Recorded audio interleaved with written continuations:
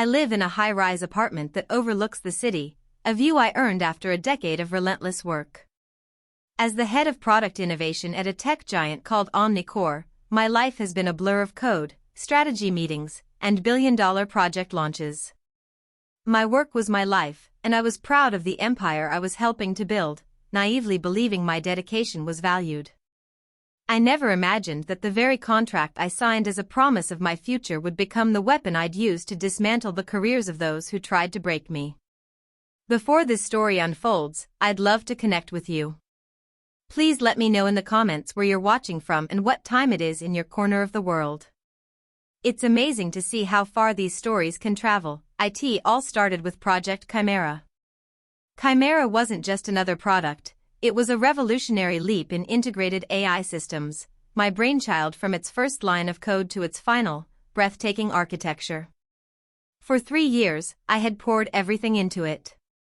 I led a team of 100 brilliant minds, pulling all-nighters fueled by cold pizza and a shared vision. We were on the verge of launching a product that would redefine Omnicore and secure its place as the undisputed industry leader for the next decade.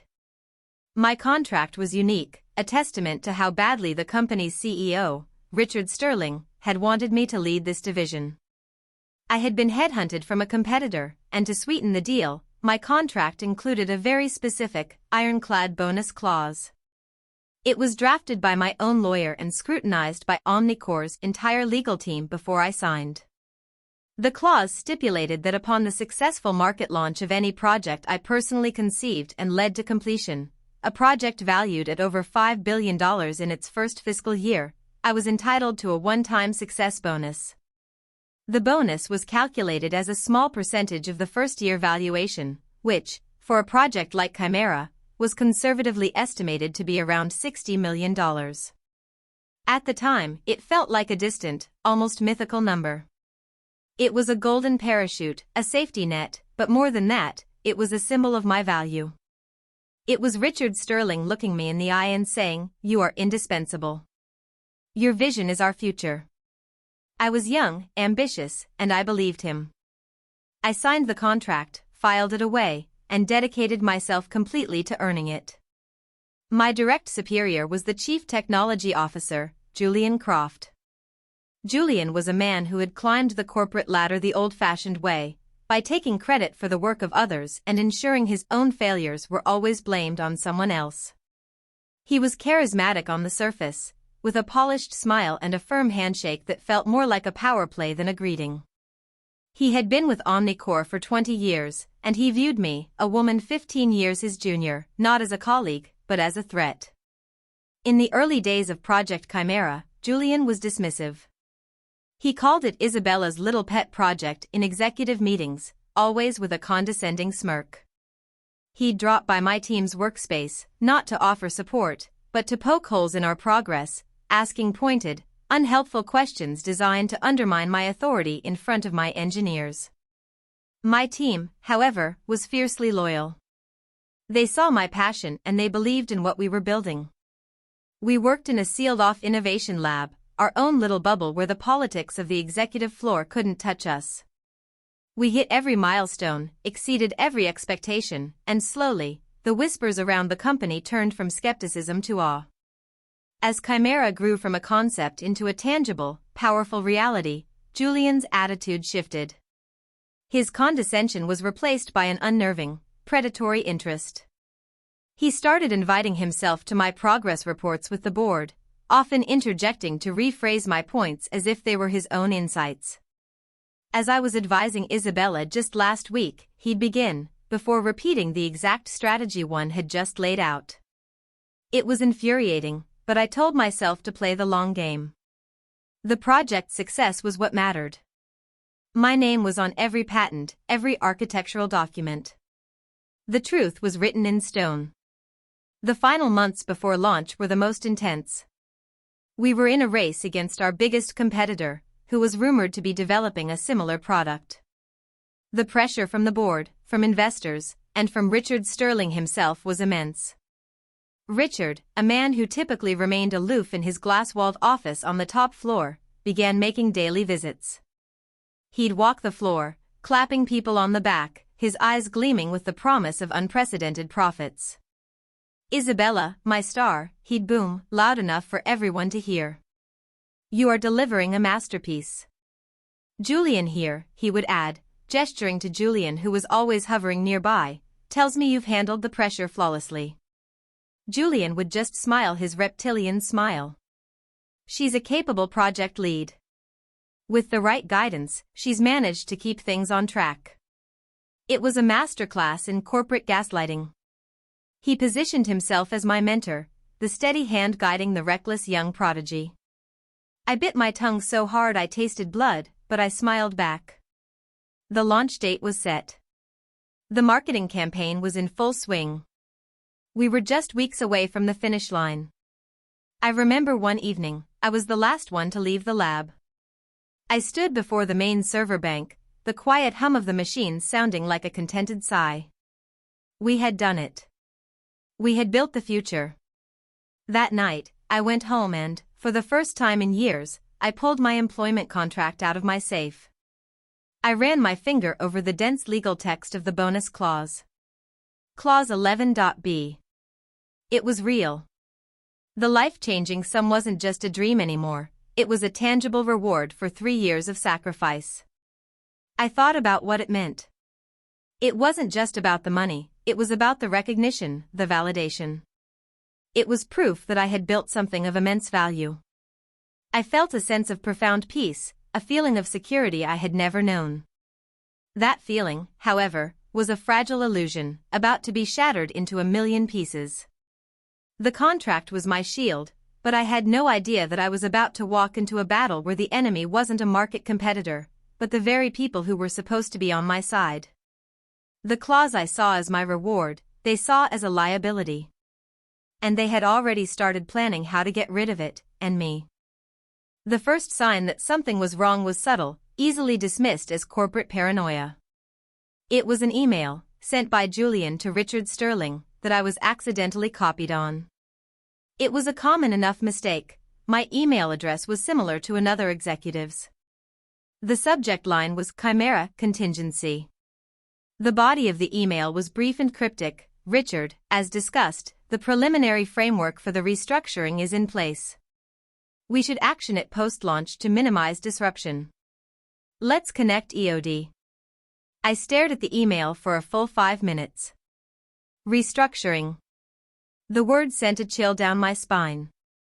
In the corporate world, restructuring was a euphemism for layoffs, demotions, and power shifts. Why would they be planning a restructuring of the most successful division in the company right after its triumphant launch? It made no sense. I told myself it was probably about absorbing smaller, less successful departments into my division.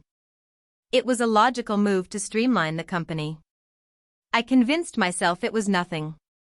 I deleted the email and tried to forget about it, but the unease lingered, a small, dark cloud on the horizon. A week later, the whispers began. It started in the company cafeteria. I was grabbing a coffee when I overheard 2 engineers from a different department talking in hushed tones. They fell silent the moment they saw me, their eyes wide with a mixture of pity and fear. I smiled politely and walked away, the back of my neck prickling. The feeling of being watched, of being talked about, intensified. My own team members, who were usually so open and cheerful with me, became strangely formal. Their updates were clipped, their eye contact fleeting. The easy camaraderie that had fueled our success was evaporating, replaced by a tense, uncomfortable silence. The true betrayal came from a man named David Chin, one of my senior developers. David was brilliant but quiet, a man who preferred the company of code to people. He had been with me on Chimera from day one. I trusted him implicitly. One evening, he asked if he could speak with me privately. He looked nervous, constantly glancing over his shoulder as we walked to a small, soundproof conference room. "Isabella, I don't know if I should be telling you this," he started, his voice barely a whisper. "But you've always been fair to me. You deserve to know what they're doing." He told me that Julian had been holding secret meetings with my key team leads. He wasn't inviting all of them, just the ones he thought he could sway, the ambitious ones, the ones with mortgages and families who were more susceptible to pressure. According to David, Julian was painting a new picture of the Chimera project's history. In this revised version, I was merely a figurehead, a project manager who handled logistics while he, Julian, was the true visionary, the architect behind the project's genius. He was promising them promotions, bonuses, and leadership positions in the new structure if they supported his narrative. "He's building a case against you," David said, his hands trembling slightly. "He's telling everyone that the final product is unstable because you cut corners to meet the launch date. He's saying he and his core team are going to have to step in to save the project after launch." The cold, hard shock of it stole my breath. It was a coup. A meticulously planned, insidious corporate coup. Julian wasn't just trying to steal the credit, he was actively trying to manufacture a crisis that he could then take credit for solving. He was sabotaging the perception of my work to invalidate my leadership and, by extension, my success. Every strange interaction, every hushed conversation, every averted gaze suddenly snapped into focus. It wasn't paranoia, it was a conspiracy unfolding right under my nose. I thanked David, assuring him his confidence was safe with me. I told him to continue attending Julian's meetings, to play along, and to just listen. He was now my eyes and ears on the inside. After he left, I sat alone in the dark conference room for what felt like an eternity. The anger came first, a white-hot rage that made me want to storm into Julian's office and destroy everything on his desk. But the anger was quickly replaced by a chilling realization. This wasn't just Julian's doing. An executive at his level couldn't orchestrate something of this magnitude alone. The email I had seen. Richard, as discussed. Richard Sterling, the CEO, the man who had called me his star, was in on it. Why? The answer was so obvious, so brutally simple, that I felt foolish for not seeing it sooner. It wasn't about credit or ego, not entirely. It was about money. My $60 million bonus. My contract stated the bonus was contingent on a successful market launch of a project I led to completion. If Julian could create the narrative that the launch was flawed and that I had to be removed from my leadership role just before the project was truly completed and stabilized, they could argue that I hadn't met the conditions of the clause. They could demote me, push me out, and save the company a fortune, all while Julian and his hand-picked cronies were hailed as heroes. The betrayal was staggering in its scope and cynicism. They had let me work myself to the bone for 3 years, knowing they had a plan to discard me the second I delivered what they wanted. My purpose was to build their golden goose. I was never meant to get one of the golden eggs. As I walked out of the office building that night, the city lights blurred through my tears. But they were not tears of sadness. They were tears of cold, hard fury. They had underestimated me. They saw me as a talented engineer, a creative, but they didn't understand that I was also a strategist. They had started a war, and I was going to finish it. My contract was not just a piece of paper, it was a weapon. And I was about to learn how to use it. The next few days were a masterclass in deception.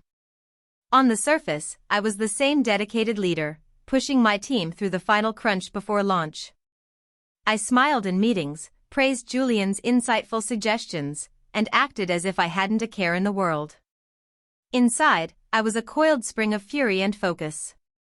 I was no longer just a head of innovation, I was a detective, and my own company was the scene of the crime. My first move was to secure my own work.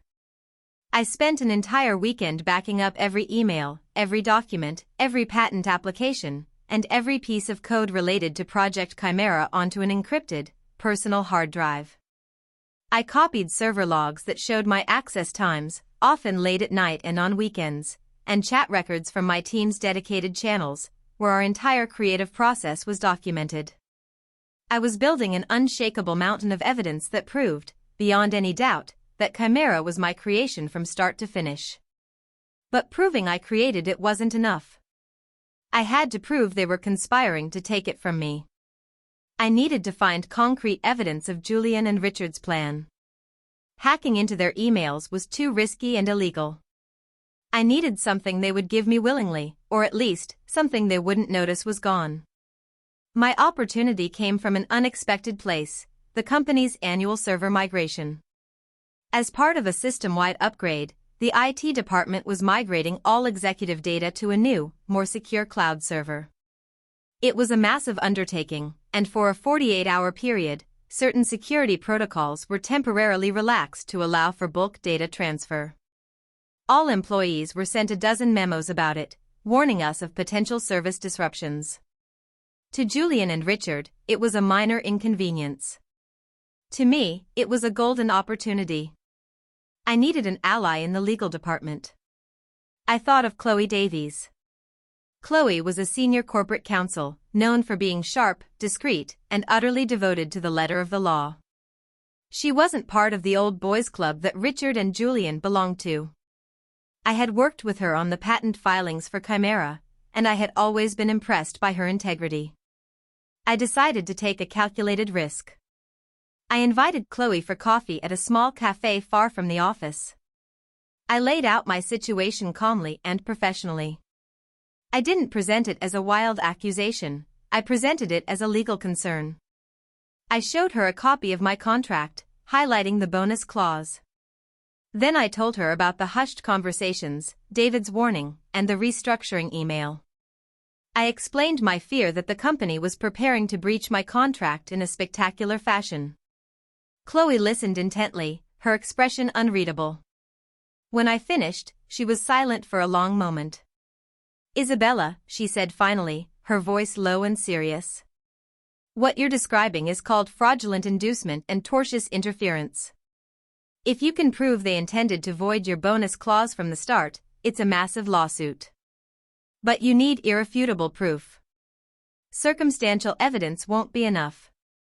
"I know," I said. "And I think I know where to find it." During the server migration this weekend, the old executive server archives will be less secure before they're decommissioned. Julian is arrogant. He's also lazy. He probably has years of incriminating data on that server, thinking it's buried forever. Chloe's eyes narrowed. "You're asking me to help you access files you're not authorized to see. That's a huge risk." "I'm not asking you to do anything illegal," I clarified. "I'm asking you what my legal rights are. My contract entitles me to information regarding the valuation and performance of my own projects. Couldn't one argue that documents pertaining to the project's leadership and future structure fall under that umbrella? Especially if I have reason to believe the company is preparing to act in bad faith?" A slow smile spread across Chloe's face. She understood immediately. I wasn't asking her to be a hacker, I was asking her to give me legal cover. "The project oversight clause," she mused, referencing a section of my contract. "It's broadly worded. A creative legal mind could argue that a review of historical project management data is necessary for your continued oversight duties. It's thin, Isabella. But it's not nothing." That was all I needed. That weekend, while the IT team was busy with the migration, I logged into the network from home. Using the legal justification Chloe and I had discussed, I submitted a formal, time-stamped request through the internal legal portal for access to historical management archives related to Project Chimera for performance review purposes. It was a long shot that it would be approved automatically, but during the chaos of the migration, the system's automated permissions were glitching. My request, instead of being routed for human approval, was granted by the system. I had a digital key. I felt a surge of adrenaline as I navigated to the old executive server. I didn't search for Julian's active files. I went deeper, into the archived and deleted files. And there, I found it. It was a folder, mislabeled Legacy Marketing Q3. It was unlocked. Inside was a treasure trove. There were emails between Julian and Richard dating back over a year. They discussed my bonus clause, referring to it as the Isabella problem. They had calculated the exact amount it would cost them and had been planning how to avoid paying it since the day Chimera was greenlit. There was a draft of the restructuring plan. It detailed my demotion to a senior consultant role, with no direct reports and no project authority. The plan was to offer me this humiliating position, knowing I would refuse and resign. If I resigned, I would forfeit the bonus. But the most damning piece of evidence was a single file, an audio recording. It was from a meeting between Julian, Richard, and the head of HR. Julian must have recorded it to cover himself. On the recording, Richard Sterling's voice was unmistakable. "We can't fire her outright, it's too risky," he said. "We have to manage her out. Julian, you create the narrative that the project is unstable. We'll frame it as a necessary intervention to protect the company's flagship product. By the time the world sees Chimera as a success, Isabella Clarke will be a distant memory, and you, Julian, will be its savior. The board will love it.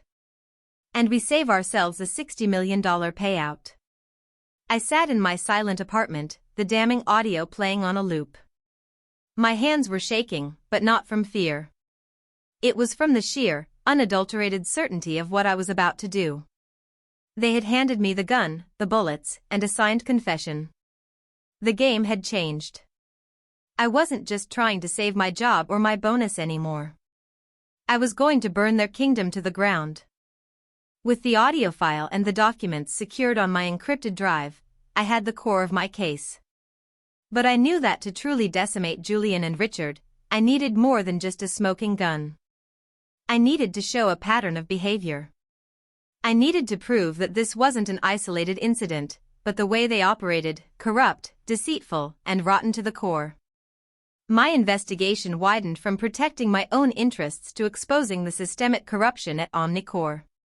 My first step was to look into Julian's past projects.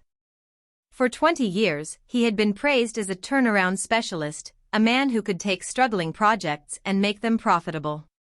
Now, I suspected his success was built on a foundation of lies. I spent the next week diving into the company archives, cross-referencing old project files, HR records, and exit interview transcripts. Chloe, now fully committed to my cause, used her legal access to pull personnel files that I couldn't reach. We worked separately but communicated through a secure, encrypted messaging app, sharing our findings like two spies piecing together a conspiracy. The pattern that emerged was horrifyingly consistent. On at least 4 major projects over the last decade, a brilliant, innovative project lead, often a woman or a minority, would be on the verge of a major breakthrough. Just before the project's launch, Julian would be assigned to oversee the final stages. Shortly after, the original project lead would be quietly reassigned or would suddenly resign, citing personal reasons. Julian would then step into the spotlight, taking full credit for the project's success. The most heartbreaking story was that of a woman named Dr. Eris Thorne, who had pioneered a revolutionary data compression algorithm 7 years ago. Her project was set to make the company billions. Her exit interview transcript, which Chloe managed to unearth, was heavily redacted, but what remained was chilling. Dr. Thorne spoke of a hostile and unethical management takeover and the systematic erasure of her contributions. She had left the tech industry entirely after her experience at Omnicore. I realized Julian hadn't just stolen her work, he had broken her spirit. I needed to connect this pattern to Richard Sterling. It wasn't enough to show Julian was a predator, I had to prove Richard was his enabler. The connection was in the money. For each project Julian saved, he received a massive performance bonus, approved directly by Richard. But there was more. I started digging into Omnicore's financials, specifically the budgets for research and development. I noticed something strange. A significant portion of the R&D budget was being funneled into a subsidiary company I had never heard of, Sterling Innovations.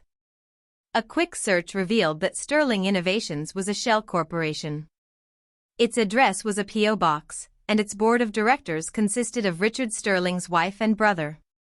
Digging deeper, Chloe found that this subsidiary owned the patents to several obscure software components. These components were then licensed back to Omnicore for exorbitant fees, specifically for use in the projects Julian took over. The picture was now terrifyingly clear. It was a sophisticated embezzlement scheme. Richard would approve bloated budgets for Julian's turnaround projects. Julian would use a fraction of the budget, then Richard would funnel the rest to his family's shell corporation under the guise of licensing fees. He was stealing from his own company, from his own shareholders, and Julian was his willing accomplice. Julian got the career glory and a hefty bonus, while Richard laundered millions of dollars.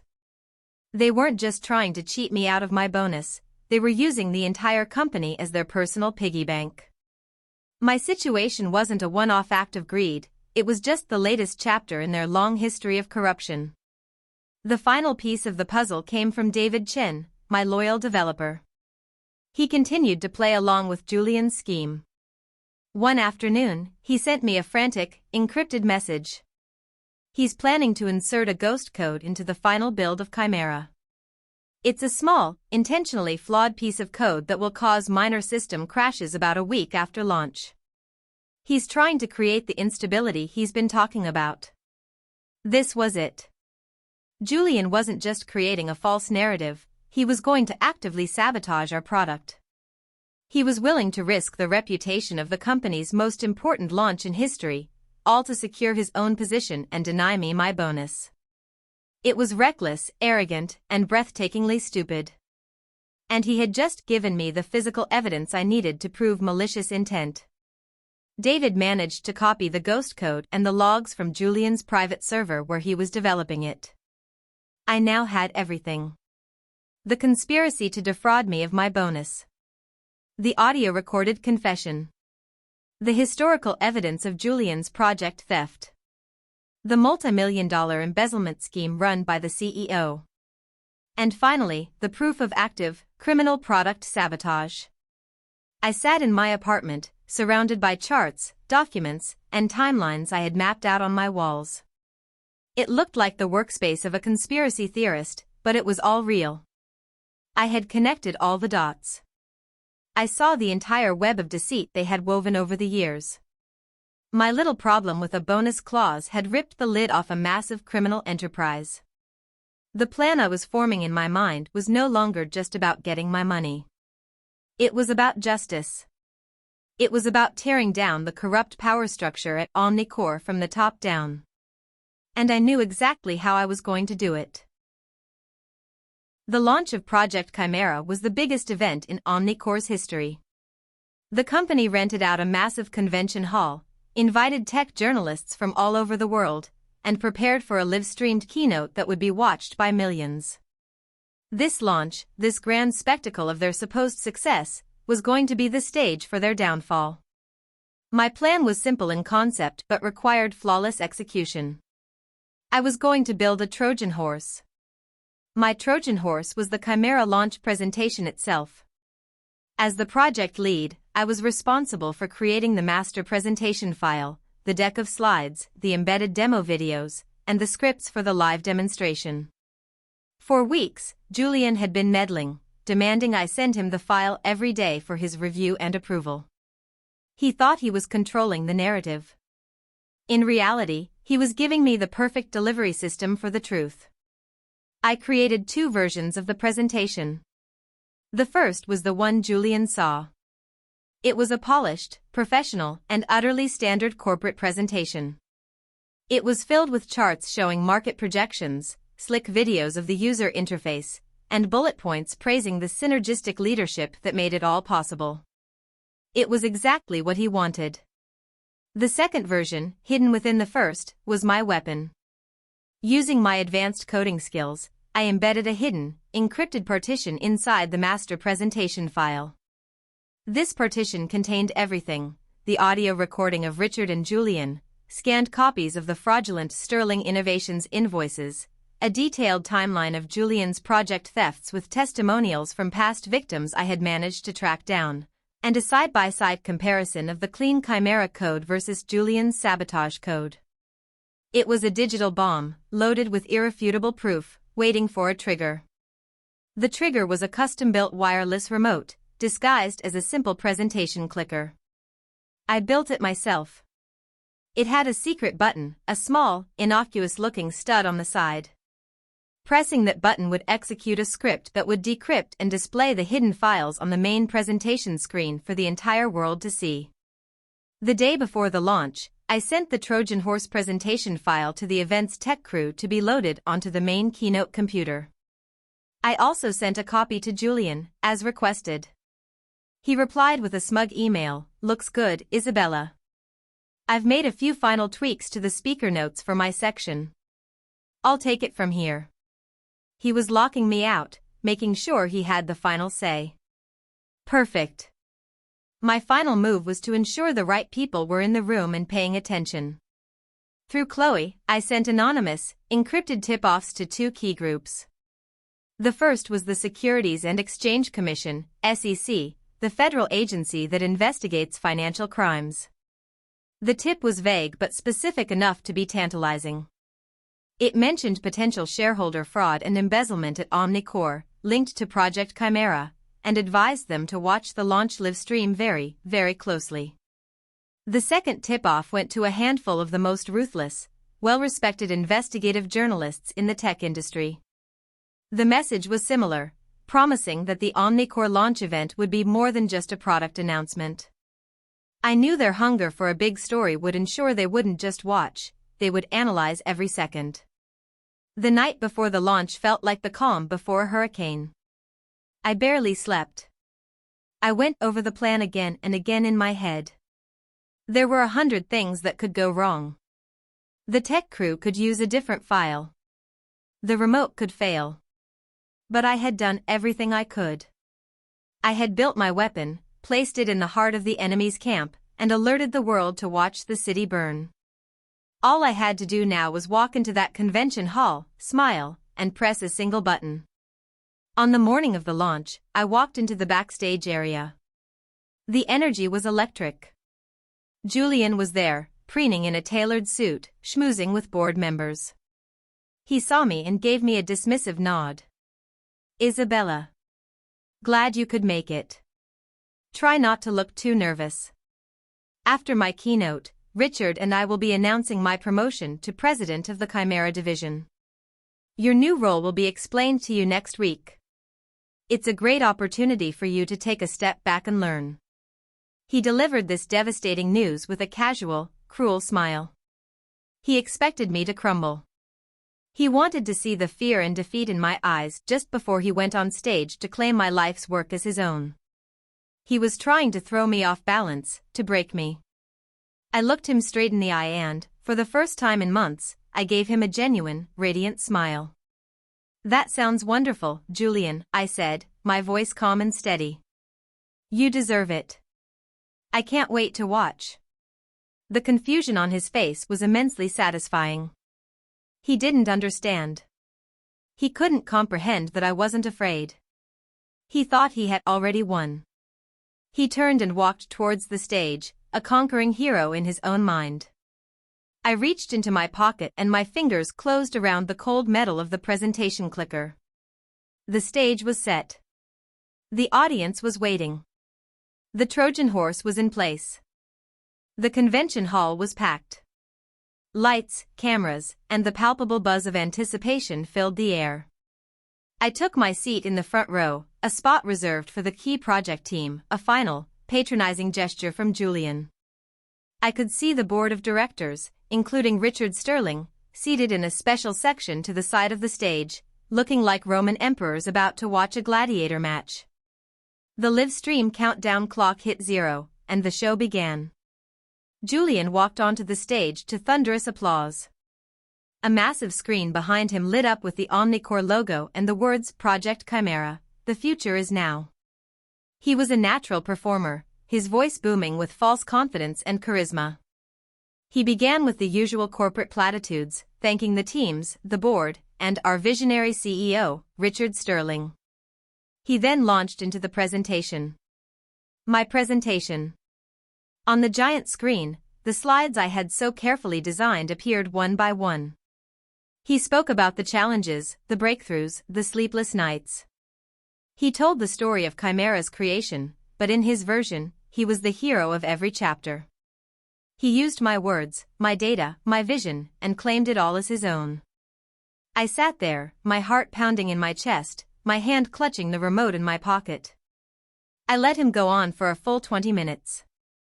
I wanted him to climb as high as possible, to be at the absolute peak of his arrogance before I cut the rope. His big moment came when he started the live demo. "But don't just take my word for it," he said with a grand flourish. "Let's show you what Chimera can do." This was my cue. As he turned to the demo station, he reached for the company-issued clicker on the podium to advance to the next slide. This was the moment. With my thumb, I pressed the secret button on my own remote. For a split second, nothing happened. My blood ran cold. Did it fail? But then, on the giant screen behind Julian, the slide of the Chimera interface flickered. It was replaced not by the next slide in the presentation, but by a stark black screen with a single, white audio waveform pulsing in the center. Then, Richard Sterling's voice, amplified by the convention hall's state-of-the-art sound system, echoed through the stunned silence. "We can't fire her outright, it's too risky. We have to manage her out." A collective gasp went through the audience. Julian froze, his back to the crowd, staring at the screen in disbelief. Richard Sterling shot up from his seat, his face ashen. The audio continued, playing the entire recorded conversation. "The plot to demote me, to manufacture a crisis, to deny me my bonus, to push me out, it was all laid bare for the world to hear." When the audio file finished, the screen changed again. A new heading appeared, the Sterling-Croft embezzlement scheme. What followed was a devastatingly clear, concise slideshow. The Shell Corporation's documents, the fraudulent invoices, the flowcharts showing the money being siphoned from Omnicore's R&D budget, it was all there, presented with the same corporate polish as the product launch slides. The journalists in the audience were typing furiously, their faces illuminated by the glow of their laptops. Julian finally turned around, his face a mask of pure panic. He stammered into the microphone, "There's a technical difficulty. This is a malicious hack." But it was too late. The final slide appeared on the screen. It was the ghost code, the sabotage script Julian had written, displayed next to the clean, elegant code of the final product. An annotation, in bright red text, explained exactly what it was: intentional sabotage code, inserted by Julian Croft to falsify product instability. The hall erupted into chaos. Shareholders were shouting.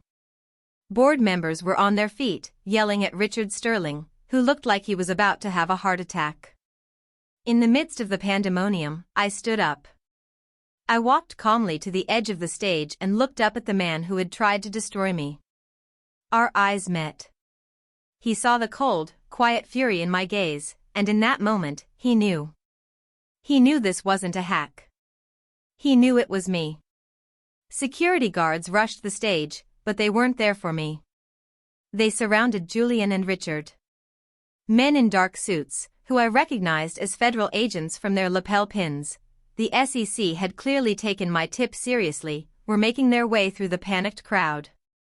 I didn't stay to watch the rest. I had done what I came to do. I turned my back on the chaos, on the wreckage of their careers, and walked out of the convention hall. As I stepped out into the bright sunlight, my phone buzzed. It was a news alert. Omnicore launch event ends in disaster amidst allegations of fraud and sabotage. CEO and CTO detained. I took a deep breath of clean, fresh air. It was the first breath of my new life. It was over. The fallout from what the media dubbed the Omnicore implosion was immediate and catastrophic. The company's stock plummeted by 70% in a single day. The board of directors convened an emergency meeting and, within hours, had fired both Richard Sterling and Julian Croft for cause. The remaining board members, desperate to stop the bleeding and salvage what was left of the company's reputation, were in full-blown panic mode. My lawyer, armed with the mountain of evidence and the public humiliation of the company, went in for the kill. There was no negotiation. The board, facing a firestorm of shareholder lawsuits and a federal investigation, agreed to every single one of our demands. My bonus clause was honored in full. A check for $62,700,000, the final valuation was even higher than predicted, was wired to my account. They also issued a public apology to me, acknowledging my sole and undisputed role as the creator of Project Chimera and condemning the unethical and criminal actions of former management. They offered me any position I wanted, including CEO. I politely declined. My time at Omnicore was over. I had no desire to rule over the ashes of an empire built on lies. I wanted something clean, something new, something that was entirely my own. The weeks that followed were a blur of legal meetings and media requests. I gave one exclusive interview to a respected tech journal, in which I laid out the facts calmly and professionally. I made it clear that my actions were not born of vengeance, but of a necessity to expose the truth and protect my work. I dedicated the interview to Dr. Eris Thorne and the other innovators whose careers had been destroyed by Julian. That interview led to a class action lawsuit against Omnicore by a dozen former employees, which they won, finally receiving both financial compensation and the public recognition they had been denied for so long. As for Julian and Richard, their falls from grace were brutal and absolute. Faced with irrefutable evidence, they were both charged with multiple counts of wire fraud, embezzlement, and conspiracy. Julian was also charged with criminal sabotage. They were disgraced publicly, their names forever associated with one of the most infamous corporate scandals in tech history. Last I heard, they both took plea deals to avoid longer sentences, but they would still be spending a significant amount of time in prison. They had tried to save $60 million, and in the end it cost them everything, their fortunes, their reputations, and their freedom. With the chaos behind me, I finally had time to think about the future. The money was life-altering, of course. It gave me a freedom I had never imagined. But the true reward was not the number in my bank account, it was the reclamation of my own narrative. I had refused to be a victim. I had fought back, not just for myself, but for everyone who had ever been silenced or pushed aside by powerful, corrupt people. A few months later, Chloe, David Chen, and I had dinner to celebrate. David had been promoted to lead the Chimera division, a role he richly deserved. Chloe had been offered the position of chief legal officer at Omnicore, but like me, she had decided to leave. So what's next for the woman who single-handedly took down a titan? Chloe asked, raising her glass. I smiled. I'm starting my own company, I announced. An innovation lab. A place where brilliant minds can create without fear, where ethics aren't just a poster on the wall, and where credit is always given where it's due. I had already purchased a building, and my first 2 hires were sitting at the table with me. I was going to call it Horizon Innovations. Today, 3 years later, Horizon Innovations is thriving. We've launched 2 groundbreaking products and are one of the most respected and sought-after tech firms in the industry. We built a culture of transparency, respect, and true collaboration. Many of my best engineers from the old Chimera team ended up joining me. We built a place where people were valued for their minds, not their willingness to play political games. Sometimes, I'll see an old Omnicore building or a news article about their slow, arduous recovery, and I'll think back to that time. I don't feel anger anymore, or even satisfaction. I feel a sense of peace. The world of tech, like any industry, can be a cutthroat place. But I learned that integrity is not a weakness. I learned that a contract is more than just words on a page, it's a promise. And I learned that when someone tries to bury you, they often forget that you are a seed. They tried to put me in the ground, but they only succeeded in planting a forest. And from my new vantage point, on my new horizon, the view is spectacular.